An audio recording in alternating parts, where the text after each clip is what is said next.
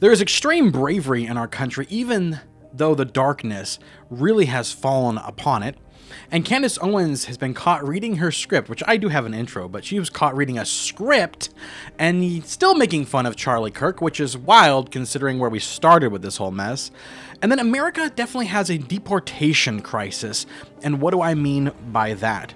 And if every horrible thing that the left says about the Jews and even Christians is so true, why is it that the Jews and the Christians are not doing anything close to the horrors and the atrocities that the Muslims themselves are doing? Makes you think maybe they're on the wrong side. The Muslims and the liberals, I mean. Let's get into it. Welcome to The Ripple Effect.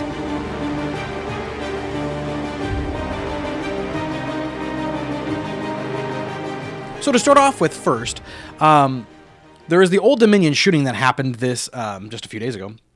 And the information that's coming from it is both sickening and saddening, as well as extremely encouraging.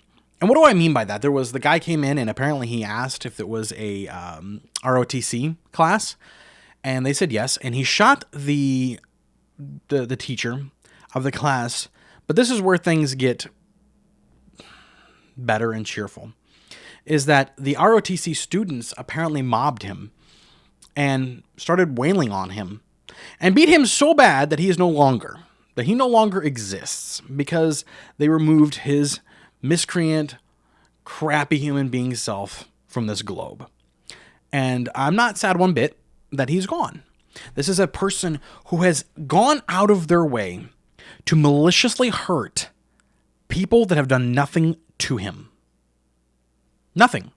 And there's all kinds of excuses coming out about this, and it's gotten wild. And I'm going to get into the excuses later. But he was an ISIS terrorist who was caught doing ISIS things, was put in jail for ISIS things, and then let go before his term had finished because they wanted to, be liberal, and we got to let all the bad guys out because that's totally okay.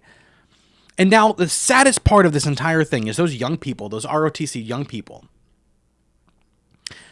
They will have to deal with the PTSD of having their teacher shot in front of them, and I believe some of the students as well. Well, the teacher was killed. I don't know that the students were. And having to kill this idiot there in their self-defense. And they're going to have to deal with that for the rest of their lives, and that's how wild this is. And then you have to ask yourself, who is this judge who released him? And what kind of punishment can we inflict on the judges who do this kind of behavior? Sure, it'd be beneficial if I looked up at who it was and I thought about doing it, but it doesn't really matter because it's not just this judge. And we've had this conversation on my channel before. It's not just this judge making these kind of decisions. It's leftist judges all across America that are making these kind of choices and decisions and undercutting the law, undercutting the very foundation of belief in our country. Because what's the point of punishment if it can just be annulled and gone? Well, things got a little bit interesting for Candace Owens because apparently she came out and she is now making fun of the last thing that Charlie Kirk did. The last thing that Charlie Kirk did. And she is in one side of her mouth trying to profit from Charlie Kirk, including this, and on the other side making fun of him, which of course includes this. And his biggest thing at the end of his life was the Sabbath day, and he's been working on that for a long time, promoting that and pushing it, and he would pass the idea and say this at the end of his show, Shabbat Shalom, and he would say that for the purpose of furthering the Sabbath. His last book, which his wife is helping to push out there, was dealing with the Sabbath. And Candace Owens, for the miscreant piece of crap that she is, decided to make a hoodie with this on it called Daddy's Home Shabbat Shalom. That's what she has going on her channel. Now tell me that that's not an insult of him at all. And even if you're not to go into that lunatic was caught on video reading her script. Now I have my script, but my highlighted outline points. And if you ever want to know what my script looks like, The part that I actually write down, I usually post in my videos in the bottom so you can see it for like a record of what it is. And usually it's got, paragraphs sometimes of explaining. But she apparently lost track of where she was at in her script, didn't finish reading a quote that she was working on, and then ended up bouncing to the part where she said, oh, and she thanks, what was it? She thanks so-and-so's and so-and-so's people from Romania for providing the information. Oh, that's for me. Yes, thank you guys in the Romania.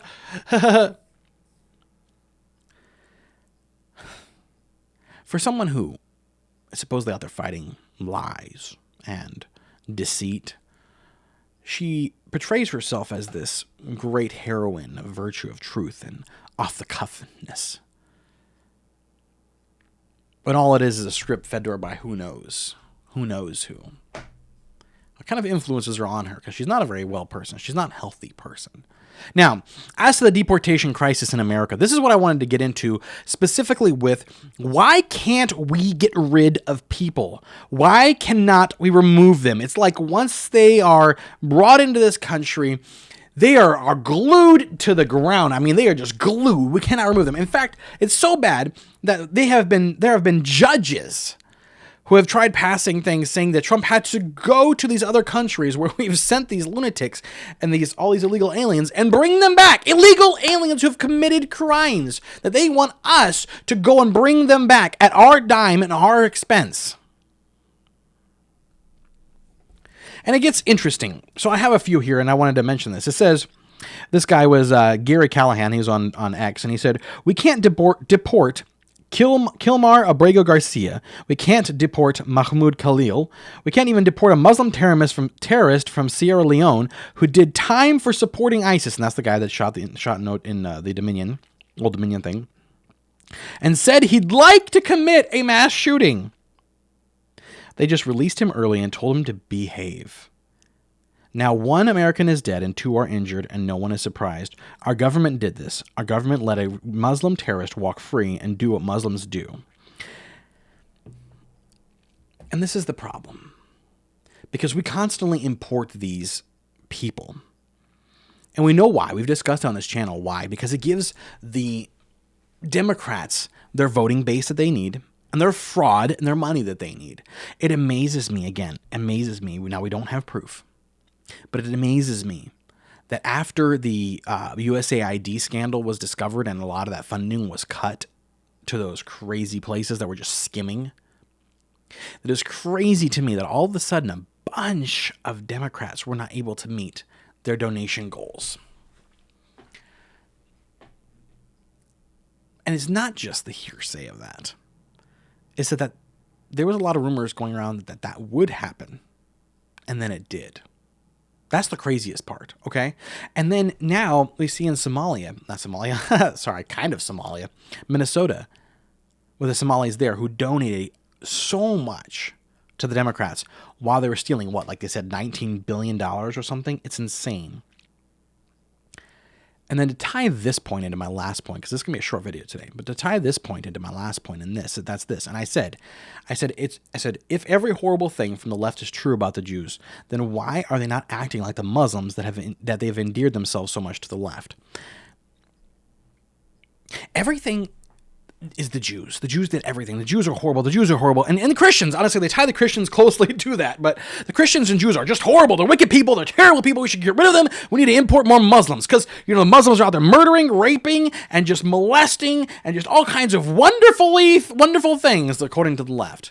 And here are the Christians. Here are the Christians and the Jews who, let's see, the excuse that they're giving for the Old Dominion guy is, well, his family was killed in an attack by the Jews in Lebanon a week ago.